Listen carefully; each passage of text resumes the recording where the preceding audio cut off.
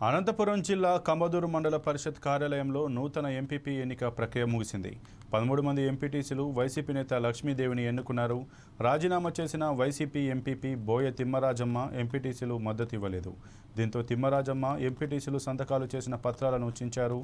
నూతనంగా ఎన్నికైన లక్ష్మీదేవి వర్గీయులు మాజీ ఎంపీపీ తిమ్మరాజమ్మ తీరుపై మండిపడ్డారు.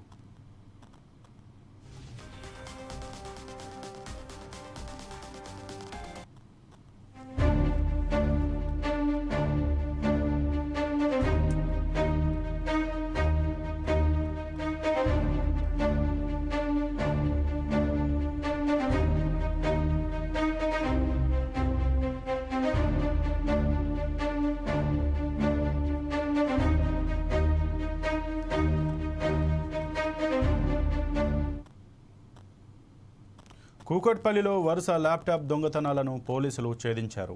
నిందితుడు గణేష్ను పోలీసులు అదుపులోకి తీసుకున్నారు. నిందితుడి వద్ద నుంచి 6 ల్యాప్టాప్ సెల్ ఫోన్స్ని స్వాధీనం చేసుకున్నారు. కేపీహెచ్బీ కాలనీ ఫేజ్ 1-7 ఫేజ్లో ల్యాప్టాప్స్ చోరీకి గురయ్యాయి. విద్యార్థులు, సాఫ్ట్వేర్ ఎంప్లాయీస్ టార్గెట్గా గణేష్ దొంగతనాలకు పాల్పడ్డాడు.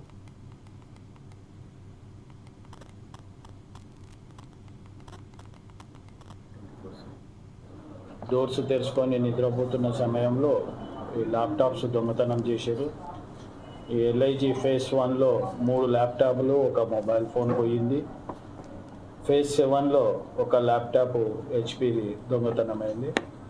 ఎంబెడెడ్ టీమ్స్ అలాట్ చేసుకొని తిరుగుతుండగా ఈరోజు ఉదయం 8 గంటలకు ఒక నేరస్తుడు అనుమానాస్పదంలో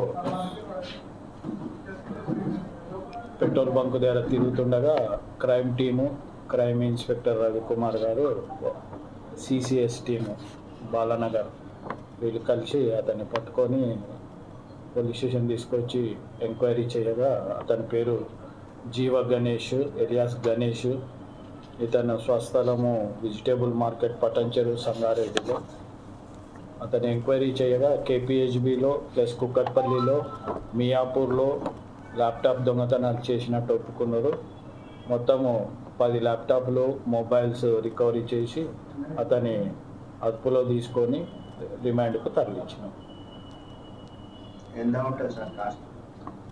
ఒక్కొక్క ల్యాప్టాప్ ఈజీగా 50-70 దాని హెచ్పిని బట్టి ఉంటుంది. టోటల్గా వచ్చేసి 6 lakhs నుంచి 8 lakhs వరకు ఉంటుంది. ఇంతకుముందు ఈయన మేస్త్రి పని చేసేది. ఇతనికి ఒక ఫ్రెండ్ అయ్యిండు కుమార్ అని చెప్పేసి, నా వెంబడి బాంబే రారా, నువ్వు ఎంత చేసినా ఈ మేస్త్రి పనిలో ఏం ఉపయోగం ఉండదు, బాంబే తీసుకొని పోయి ఇతనికి దొంగతనాలు నేర్పించారు, ఈజీ మనీ ఎట్లా చేయాలి అని చెప్పేసి ఈ ఐటీ ఎంప్లాయీస్ని ఎంచుకొని ఇండ్లలో రాత్రిపూట పని చేసి మార్నింగ్ పని చేసుకొని వచ్చి నిద్రపోతుంటారు అలమర్చి. ఆ టైంలో ల్యాప్టాప్ ఎట్లా కొట్టేయాలని ఓన్లీ ల్యాప్టాప్స్, మొబైల్స్ దొంగతనం చేస్తారు. అమ్మేసిండు. రాజేందర్ అనే అతనికి ఒక అమ్మిండు. ఆ ట్రాకింగ్లో మనకు మొబైల్ ద్వారా దొరికింది. గతంలో 2024లో మియాపూర్లో కేసు అయింది. లెనోవో ల్యాప్టాప్ దొంగతనం చేశారు. మియాపూర్లో మొత్తం 4 ల్యాప్టాప్లు దొంగతనం చేశారు 24లో. మన దగ్గర 25లో కుక్కట్పల్లిలో కేపీహెచ్బీలో 2 దొంగతనాలు చేశారు.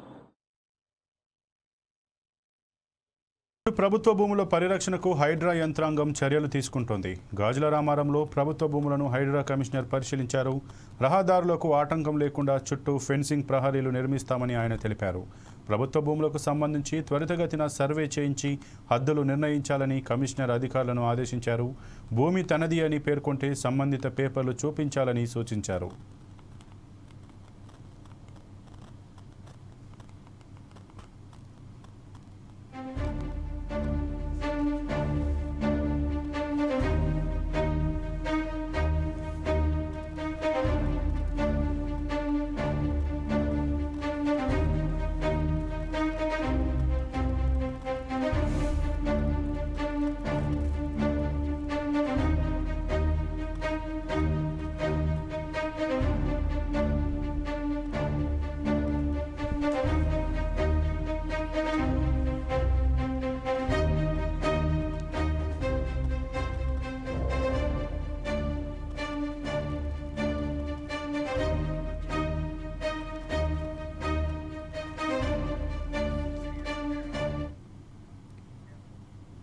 శ్రీ సత్యసాయి జిల్లా రామగిరి ఎంపీపీ ఎన్నికల వాయిదా పడింది. బైండోవర్ కింద పెనుకొండ ఎంఆర్ఓ కార్యాలయానికి ఎంపీటీసీలను తరలించారు. 6 మంది వైసీపీ ఎంపీటీసీలో ఒక ఎంపీటీసీ భారతిని టీడీపీ నేతలు కారులో తీసుకెళ్లారు. మిగతా 5 ఎంపీటీసీలను మాజీ ఎమ్మెల్యే తోపుదుర్తి ప్రకాష్ రెడ్డి బెంగళూరుకు తీసుకెళ్లారు. దీంతో టీడీపీ వైసీపీ ఇరు వర్గాల మధ్య ఉద్రిక్తత వాతావరణం చోటు చేసుకుంది. పోలీసులు లాఠీ చార్జీకి పాల్పడ్డారు.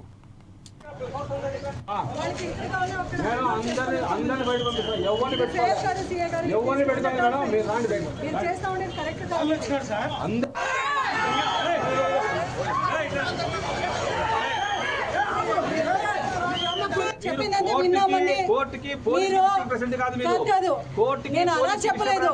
మీకు వైఎస్ఆర్సీపీ పార్టీ వాళ్ళు వాలంటీర్ల సంబంధం అంటే చెప్పినాను. అందరికీ చెప్తున్నాం. మీకేమి నేను చెప్పలేదు.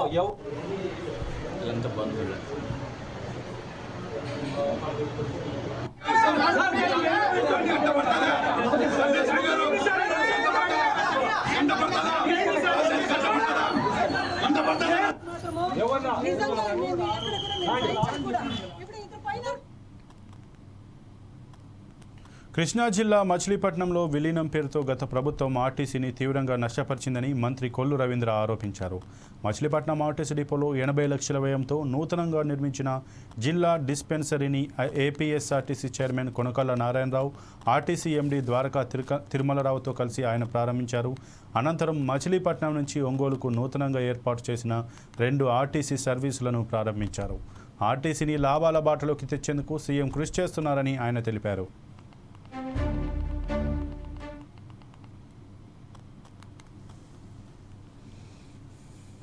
ఆర్టీసీ కూడా నష్టపోయింది. విలీనం పేరుతో ఆర్టీసీ ఇవాళ ఎన్ని కష్టాల్లో ఇబ్బందుల్లో ఉండడానికి కారణం ఆనాడు ఆ ప్రభుత్వం తీసుకున్నటువంటి విలీన నిర్ణయం అని చెప్పి ఒకసారి ఈ సందర్భంగా తెలియజేస్తాను.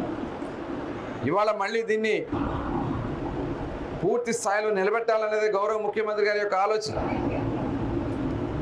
ఇవాళ మళ్ళీ మనం ఇచ్చినటువంటి హామీ కూడా నిలబెట్టుకోవాల్సినటువంటి అవసరం ఉంది. మహిళలకు ఉచిత బస్సు ప్రయాణం అనేది కూడా ఉంది. అది కూడా ప్రభుత్వం మీద భారం పడుతుంది.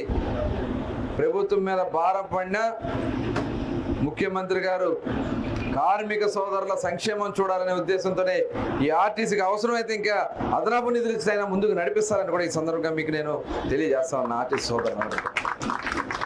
మరి మీరు కూడా నేను చూసిన చాలామంది సొంత వ్యాపారం అయితే ఎలా చూసుకుంటారో, లేకపోతే సొంత బండి అయితే ఎలా చూస్తారో ఆ రకంగా చూస్తున్నారు. చాలా సంతోషం, అభినందించడం.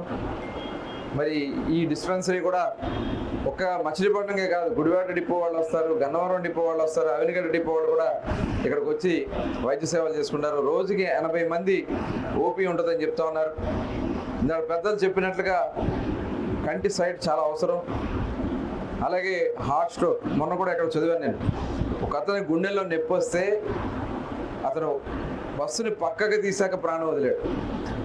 నిజంగా అది నేను చూస్తే నాకు నిజంగా, ఎందుకంటే బస్సులో ఉన్న వాళ్ళు ఎంతమంది ఉన్నారు.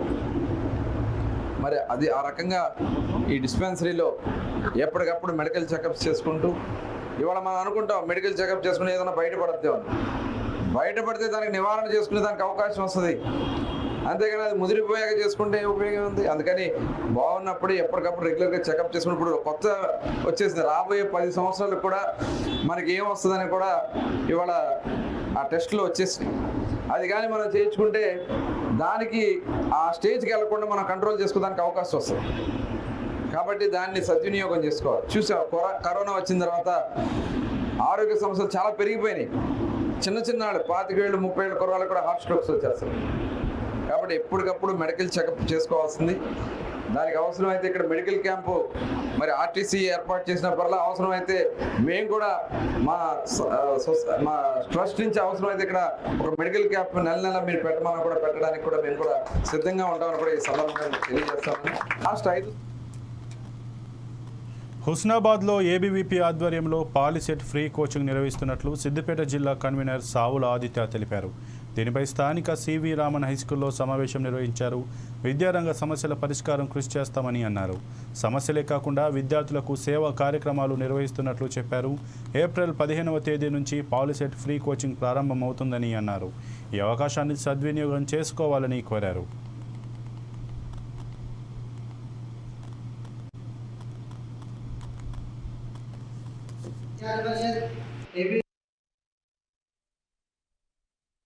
ఉస్నాబాద్ శాఖ ఆధ్వర్యంలో స్థానిక సివి రామన్ హై స్కూల్లో సమావేశం నిర్వహించడం జరిగింది.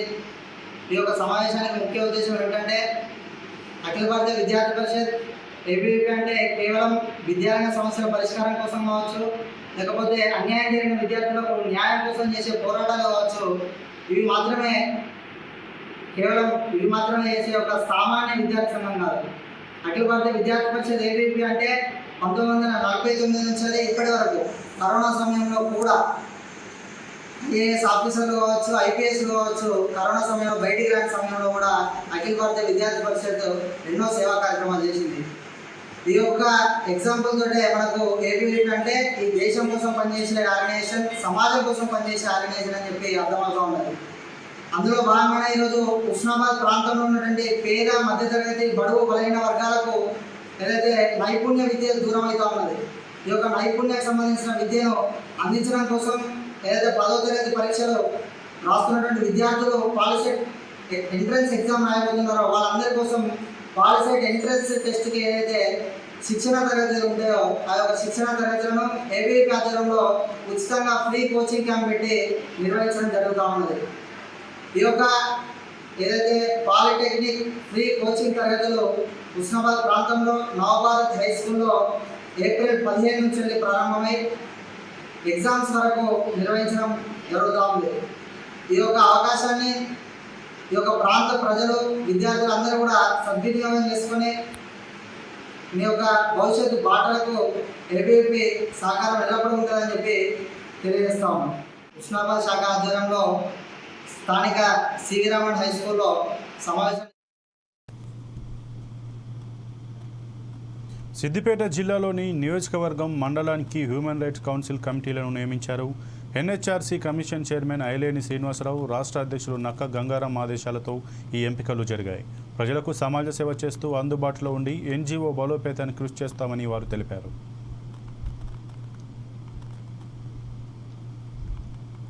National human rights council NGO ఆధ్వర్యంలో కొత్తగా సభ్యుల నియామకం పత్రం అందజేయడం జరుగుతుంది. అందులో భాగంగా ఈరోజు నేషనల్ చైర్మన్ ఐలేని శ్రీనివాసరావు గారి ఆదేశాల మేరకు, అలాగే రాష్ట్ర అధ్యక్షులు నక్క గంగారాం గారి ఆదేశాల మేరకు ఈరోజు కొత్త సభ్యులకు నియామక పత్రం అందజేయడం జరుగుతుంది. అందులో భాగంగా గద్దల రమేష్ డిస్టిక్ జనరల్ సెక్రటరీగా ప్రకటిస్తాను ఉన్నాం. అలాగే పంజా సంపత్ కుమార్ కాన్స్టెన్సీ కన్వీనర్గా అతనికి పోస్టింగ్ ఇవ్వడం జరుగుతుంది. అలాగే జాల శ్రీనన్న గారిని డిస్ట్రిక్ట్ సోషల్ మీడియా కన్వీనర్గా తనకు అవకాశం ఇవ్వడం జరిగింది. అలాగే Bommagani Harish constituency Haribabu constituency vice ప్రెసిడెంట్గా తనకు అవకాశం ఇవ్వడం జరిగింది. ఆర్ఏ కిషోర్ కోయడా మండల్ ప్రెసిడెంట్గా ప్రకటించడం జరుగుతూ ఉన్నది. వాళ్ళకు సమస్య తీరనప్పుడు మా ఆర్గనైజేషన్ దృష్టికి తీసుకొచ్చిన ఎడల వాళ్ళకు సమస్యను పరిష్కరించే దిశగా మేము ఎదగల మా నేషనల్ హ్యూమన్ రైట్స్ పక్షాన వాళ్ళకు తోడుగా ఉండి ఆ సమస్య పరిష్కారం అయ్యే వరకు మా టీ సభ్యులు ముందుండి వాళ్ళకు పోరాడదామని ఈ సందర్భంగా తెలియజేస్తాము. National human rights council NGO ఆధ్వర్యంలో సూర్యాపేట జిల్లా హుజూర్ నగర్లో ఈ నెల 30వ తేదీన సీఎం రేవంత్ రెడ్డి పర్యటించనున్నారు. ఈ సందర్భంగా నిర్వహిస్తున్న సభలో సీఎం పాల్గొంటారు. ఈ ఏర్పాట్లను మంత్రి ఉత్తమ్ కుమార్ రెడ్డి పరిశీలించారు. అనంతరం కౌండిన్య ఫంక్షన్ హాల్లో ఏర్పాటు చేసిన పార్టీ నేతల సమావేశంలో మంత్రి పాల్గొన్నారు. రాష్ట్రంలో పండిన ప్రతి గింజను కొంటామని మంత్రి తెలిపారు. సన్నవడ్లకు బోనస్తో రైతులకు మేలు జరిగిందన్నారు.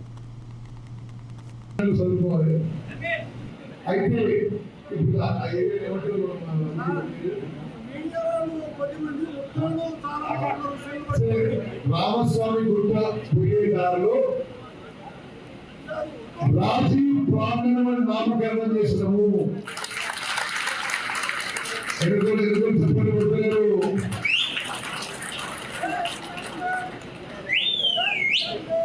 మనం రాహుల్ గాంధీ గారి మీటింగ్ పెట్టిన చేస్తూ ఆ సభా స్థలాన్ని రాజీవ్ ప్రాంగణం అని చెప్పి పెట్టి అక్కడ సుమారు 40,000 మందితో ఈ సభ ఏర్పాటు చేయడం జరుగుతుంది.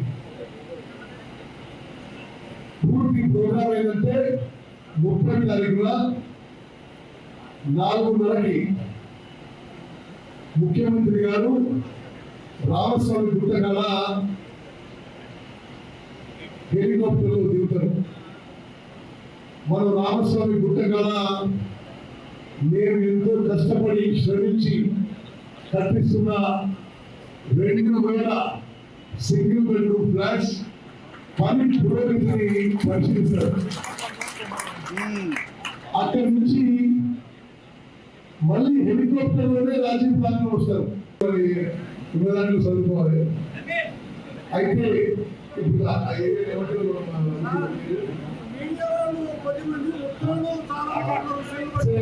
రామస్వామి గుట్ట పోయే దారిలో రాజీవ్ ప్రాంగణం నామకరణం చేసినాము. ఎదుర్కొని చెప్పని కొట్టలేరు.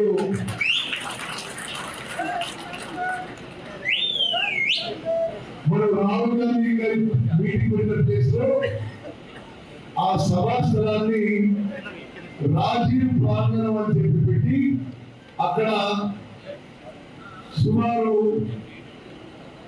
40,000 మందితో ఈ సభ ఏర్పాటు చేయడం జరుగుతుంది. పూర్తి ప్రోగ్రాం ఏంటంటే 30 తారీఖున 4:30కి ముఖ్యమంత్రి గారు రామస్వామి గుట్టకల హెలికాప్టర్లో దిగుతారు. మన రామస్వామి గుట్టకల నేను ఎంతో కష్టపడి శ్రమించి కట్టిస్తున్న 2,000 సింగిల్ బెడ్రూమ్ ఫ్లాట్స్ పని పురోగతిని పరిశీలిస్తారు. అక్కడి నుంచి నెల్లూరు జిల్లాలో రామ్ చరణ్ జన్మదినం సందర్భంగా రెడ్ క్రాస్లో బ్లడ్ క్యాంప్ నిర్వహించారు. ఈ సందర్భంగా అభిమానులు రామ్ చరణ్కి జన్మదిన శుభాకాంక్షలు తెలిపారు. కేక్ కట్ చేసి వేడుకలు జరిపారు.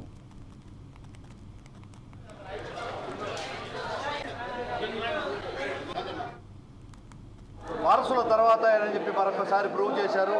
హావభావాల్లో తండ్రిని మించిన తనయుడుగా, తండ్రికి తగ్గ తనయుడుగా, బాబాయికి మించిన వినయుడిగా, యువతకందరూ కూడా ఒక రోల్ మోడల్గా ఈరోజు రామ్ చరణ్ గారు ముందుకు తీసుకెళ్తున్నారు. మా పెద్ద ఆయన సేవా గుణాన్ని ముందుకు తీసుకెళ్లే తత్వం గల పెద్ది గారికి ఈరోజు జన్మదిన శుభాకాంక్షలు తెలియజేస్తూ 40 సంవత్సరాలుగా చిరంజీవి గారి ఆశయాల్ని, వాళ్ళ సేవా గుణాన్ని ముందుకు తీసుకెళ్తున్న మా నెల్లూరు జిల్లా చిరంజీవి యువత నాయకులు ప్రతి ఒక్కరు కూడా పేరు పేరున అభినందనలు తెలుపుతూ మీ వారసత్వాన్ని రాబోయే యువతకు అందించి మెగా ఆశయాన్ని నిర్వర్తించేందుకు మేము అందరం కలిసి కృషి చేస్తామని తెలియజేస్తున్నాను. జై Janasena. Happy birthday to Ram Charan. ముందుగా అందరికీ నమస్కారాలు. ముందుగా మా mega power star Ram Charan Tej గారికి హృదయపూర్వక జన్మదిన శుభాకాంక్షలు. ఆనాడు చిరుతతో మొదలయ్యి ఈనాడు గేమ్ చేంజర్గా ఎదిగి ఎంతో ఒక గ్లోబల్ స్టార్గా ఎదిగినట్టు మా రామ్ చరణ్ గారికి ముందుగా మా నెల్లూరు జిల్లా చిరంజీవి యువత మరియు మెగా అభిమానులందరి తరఫున హృదయపూర్వక జన్మదిన శుభాకాంక్షలు. అదేవిధంగా ఎన్నో ఏళ్ళ నుంచి పలు సేవా కార్యక్రమాలు చేసుకుంటూ వస్తున్నాం. ఎన్నో రక్తదాన శిబిరాలు అయితేనేవి, పూజా కార్యక్రమాలు, బ్లడ్ డొనేషన్ క్యాంపులు, మెడికల్ క్యాంప్స్, అలా పలు సేవా కార్యక్రమాలు చేసుకొస్తున్నాం. దీనన్నింటికి మెగా స్ఫూర్తి మెగాస్టార్ చిరంజీవి గారు. ఆయన తనయుడుగా ఆయన పేరు నిలబెడుతున్నటువంటి మా mega power star Ram Charan గారు ఆయన్ని మించి ఇంకా ఎవరెస్ట్ అంతకు మించి ఏదన్నా పెద్ద శిఖరం ఉంటే ఆ శిఖరంపై నిలబడి మా మెగా అభిమానులందరికీ కూడా సంతోషంగా నిలవాలని మనస్ఫూర్తిగా కోరుకుంటున్నాం. మరొకసారి నెల్లూరు జిల్లా మెగా అభిమానుల తరఫున గ్లోబల్ స్టార్ శ్రీ కొణిదెల రామ్ చరణ్ గారి జన్మదిన సందర్భంగా నెల్లూరు జిల్లా చిరంజీవి యువత ఆధ్వర్యంలో 2 రోజుల నుంచి ఘనంగా ఆయన జన్మదిన వేడుకల్ని నిర్వహిస్తున్నాం. అందులో భాగంగా ఈరోజు రెడ్ క్రాస్ నందు దాదాపుగా 150 మంది రక్తదానం చేయడం జరిగింది. మాకు ఈ విధమైన సేవా కార్యక్రమాలు చేయడానికి స్ఫూర్తినిచ్చిన మెగాస్టార్ చిరంజీవి గారికి, అదేవిధంగా ఈరోజు ఆయన బాటలో నడుస్తున్నటువంటి రామ్ చరణ్ గారు అయితేనేమి వారికి పేరు పేరున ధన్యవాదాలు తెలుపుకుంటున్నాం. అదేవిధంగా రామ్ చరణ్ గారు ఎప్పుడు నెల్లూరులో మంత్రి నారాయణ సతీమణి రమాదేవి ముస్లింలకు రంజాన్ తోఫా అందజేశారు. మన ఇంద్రియాలను అదుపులో ఉంచుకుంటూ తోటివారికి చేతనైన సహాయం అందించడమే రంజాన్ పర్వదినం ముఖ్య ఉద్దేశమని రమాదేవి అన్నారు. నగరంలోని స్థానిక గోమతి నగర్ మంత్రి క్యాంపు కార్యాలయంలో రంజాన్ పర్వదినాన్ని పురస్కరించుకొని ఆమె ముస్లిం మహిళలతో కలిసి బయాన్ కార్యక్రమంలో పాల్గొన్నారు. నా రంజాన్ మాస శుభాకాంక్షలు. ఈద్ ముబారక్. ఈరోజు ప్రత్యేకించి ముస్లిం మహిళలందరినీ ఇక్కడ కలవటం జరిగింది, బయాన్ చేయటం జరిగింది. నేను అంతకు ముందు కూడా మొదటిసారిగా బయాన్కి వెళ్ళాను 54 డివిజన్లో. వాళ్ళతో కలిసి ప్రార్థించటము, వాళ్ళతో కలిసి అందులో పాల్గొనటం జరిగింది. అప్పుడే నేను ఇందులో ఉండే గొప్పతనాన్ని నాకు మొదటిసారిగా నేను తెలుసుకున్నాను. ఇల్లు శుభ్రంగా ఉంచుకోవటంతో పాటుగా రంజాన్ మాసానికి ముందుగా మనంగా రెడీ అవ్వాలి. అంటే మన మనస్సుని శుభ్రంగా ఉంచుకోవాలి, మన ఆలోచనని శుభ్రంగా ఉంచుకోవాలి అని చెప్పి ప్రధానంగా ఇందులో చెప్పబడుతుంది. అదేవిధంగా రంజాన్ మాసంలో ఫాస్టింగ్ ఉంటారు, నెల రోజులు ఫాస్టింగ్ ఉంటారు. అంటే మన బాడీ మీద కంట్రోల్ లాగా morning to evening complete fasting ఉంటారు. దీనితో పాటుగా వాళ్ళ ఉద్దేశం ఏంటంటే కళ్ళ మీద కంట్రోల్ ఉండాలి. అంటే ఎటువంటి చెడుని చూడటం జరగకూడదు. అదే రకంగా మన కళ్ళతో పాటుగా మన చెవుల మీద కంట్రోల్ ఉండాలి, ఎటువంటి చెడుని వినకూడదు. అదే రకంగా మన నోటి మీద మనకి కంట్రోల్ ఉండాలి, చెడు మాట్లాడకూడదు. అదే రకంగా మన చేతుల మీద కంట్రోల్ ఉండాలి, ఎటువంటి చెడు పనులు చేయకూడదు. ఇదే రకంగా మన కాళ్ళ మీద కంట్రోల్ ఉండాలి, ఎటువంటి చెడు జరిగే ప్రదేశానికి వెళ్ళకూడదు. ఈ విధంగా ప్రతి మన ఆలోచనలు అన్నీ కూడాను మంచి వైపే జరగాలి అనేది ఇక్కడ రంజాన్ వెనకాల ఉండే మంచి ఉద్దేశం. ఇది చాలా మహోన్నతమైన ఉద్దేశం అండి.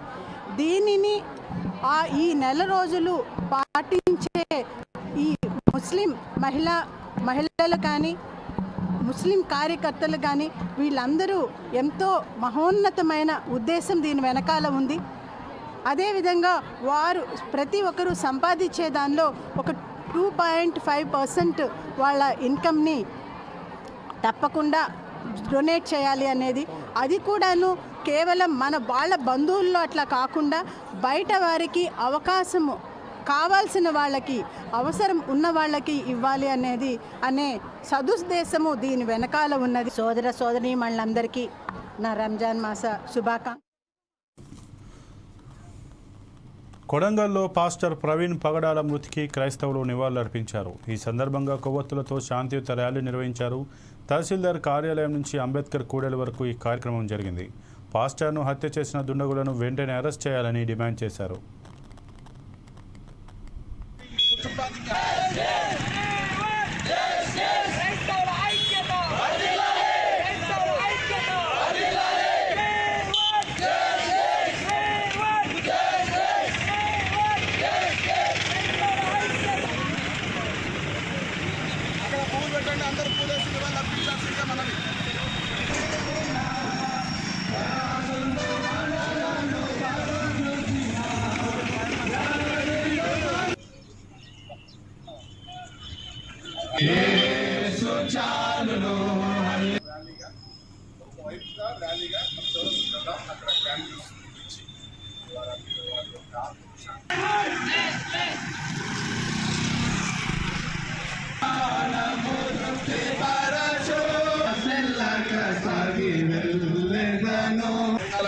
ప్రత్యేకంగా కుటుంబానికి దేవదేవుడు ఆదరణ అందించాలని మనస్ఫూర్తి సహోదరులారా, మరి చాలా మంది ఉన్నాం. సో ఈ కార్యక్రమాన్ని ఏర్పాటు చేసుకుని మరి ఇక్కడ మనము కూడా వారి కుటుంబానికి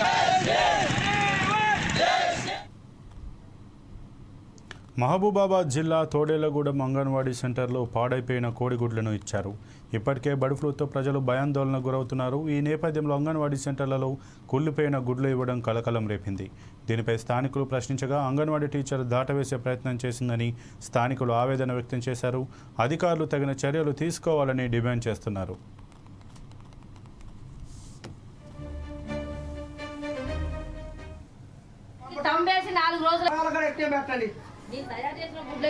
నువ్వు తయారు చేసిన ముద్ద వేసుకున్నప్పుడు ఒక కోడిగుడ్డు వాడు ఉడకబెట్టిన అలా స్టాక్ ఉంటాయి. పంచినాక మిగిలిన గుడ్లు ఆడుంటాయి. అట్లనే తీరారు మోహన్ మీద ఉన్నాయి. దేశం పేరు లేదు వాళ్ళు ఉడకబెట్టలేదు. మా ఎప్పుడు దేశం పేరు